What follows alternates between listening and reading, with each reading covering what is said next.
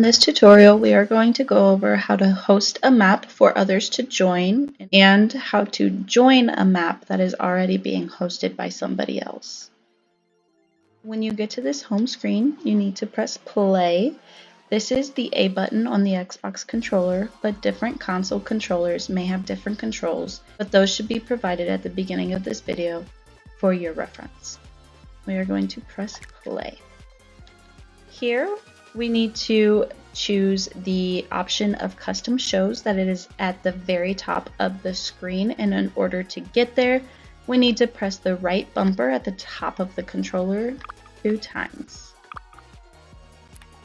Here we are given the options to host or join, and right now we're going to go through how to host a map.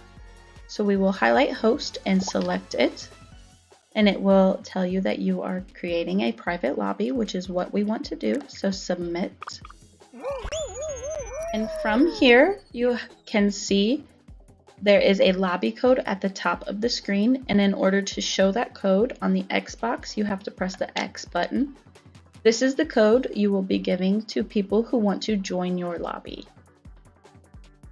Our next option, we can look at the players list. This just tells you who all is in your lobby. And then over here is the show selector, and we will select that. This is where you will put in a share code of a map that is published.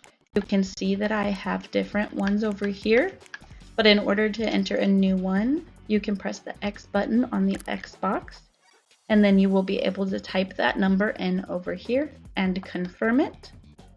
And that will pick the map that you want to play. Now we're going to go over how to join a map. We need to go back to play, back to that custom shows, and now we need to go over to join. We will choose this, and here is where you would enter that code that you saw at the top of the screen in the lobby. Whoever is hosting the lobby will need to give you the code to join. Thanks for watching my tutorial on how to host and join maps.